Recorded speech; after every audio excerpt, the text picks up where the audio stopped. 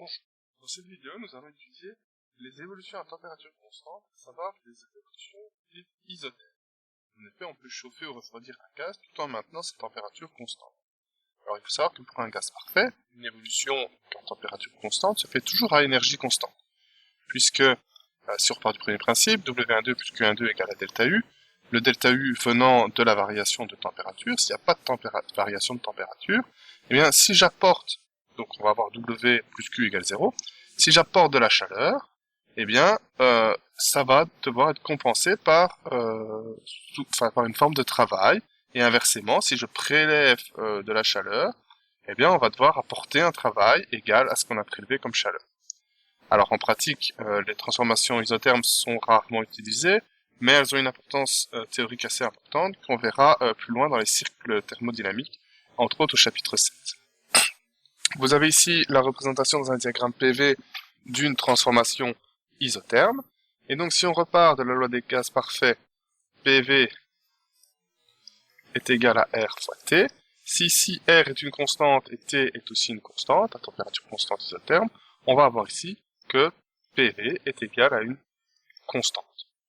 Dès lors, si on s'intéresse maintenant à un système fermé pour commencer, en système fermé ici, on sait que W12 plus Q12 est égal à delta U, même si ce delta U, on le verra, vaudra 0.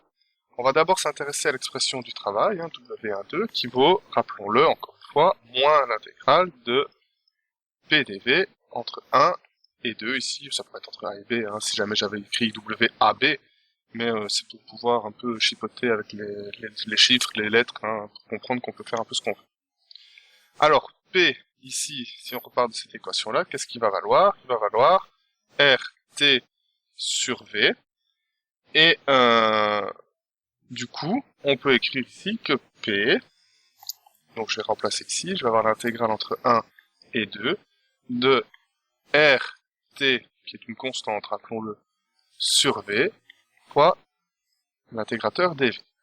Dès lors, on peut sortir les constantes, il va rester ici moins R fois T, et l'intégrale entre 1 et 2 de 1 sur V dV. Et alors, comme vous êtes des champions des mathématiques, vous savez que l'intégrale de 1 sur x dx vaut le ln, et donc l'intégrale de 1 sur V dV, ici, va valoir, eh bien, ln de V, compris entre les bornes 1 et 2, c'est-à-dire ici V1 et V2.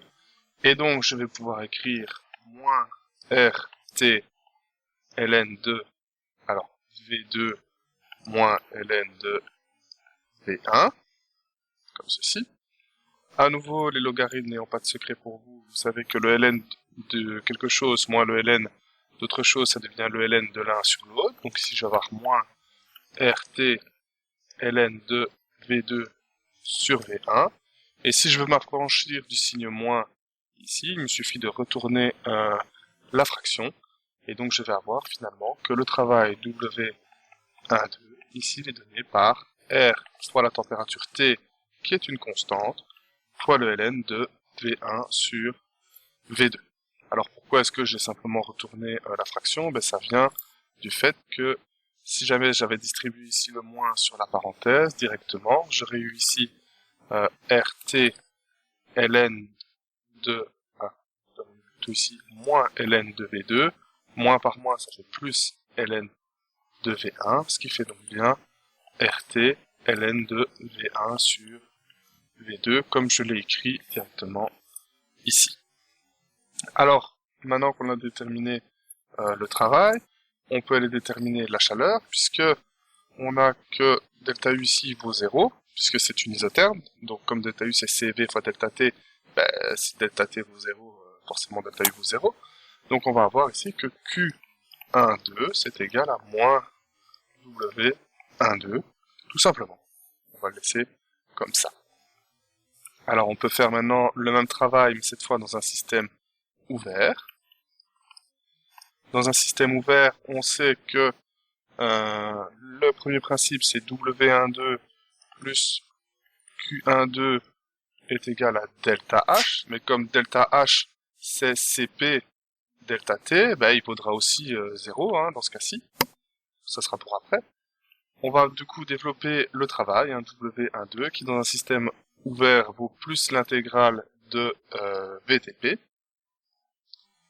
comme ceci, entre 1 et 2. Or, V, donc si on sait que PV est égal à RT, ça veut dire que V c'est égal à RT sur P. Donc je peux remplacer ici, je vais donc avoir l'intégrale entre 1 et 2 de RT sur P dP. RT étant des constantes, je peux les sortir de l'intégrale. Il va donc me rester ici RT intégrale de 1 sur P dP. Et ça, c'est le même combat que tout à l'heure, ça vaut tout simplement le ln. Et donc je vais avoir finalement ici R fois T fois le ln, donc ici, donc de P, compris entre, eh bien ici, P1 et P2, ce qui va donc me donner finalement RT ln de P2 moins ln de P1, que je vais écrire, du coup, ici, W12, qui est égal à, eh bien, RT ln de P2 sur P1, comme ceci. Et du coup, on peut aussi déterminer de la chaleur, puisque de là, on va tirer que Q12 est tout simplement égal à moins W12. Alors, on va reprendre ces deux résultats qu'on a trouvés ici, qui sont assez intéressants, et on va voir qu'on peut les exprimer l'un par rapport à l'autre. En effet, on a vu que P1, enfin que PV, pardon, était égal à une constante, juste avant, ici. Du coup, si j'écris que PV est égal à une constante, ça veut dire que je peux écrire que P1 V1, c'est égal à P2 V2. C'est le principe d'une constante. Donc ça veut dire que V1 sur V2, c'est égal à P2 sur P1. Du coup, cette équation-là, je peux l'écrire soit en termes de volume, soit en termes de pression. W12, qui est égal à RT ln de, du coup, P2 sur P1. Oh, magie. Et celle-ci, de la même manière, je peux l'écrire W12 est égal à RT ln de V1 sur V2, magie également.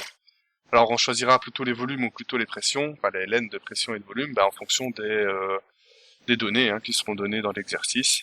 Et alors système ouvert, système fermé, on voit qu'on obtient les mêmes équations, donc ici il n'y a pas vraiment à réfléchir plus que ça. Si on connaît la formule pour l'une, on connaît la formule pour l'autre. Voilà, cette vidéo était un tout petit peu plus courte, mais comme ça on peut prendre le temps de faire les transformations adiabatiques dans la vidéo prochaine. En attendant, je vous remercie pour votre écoute et à bientôt.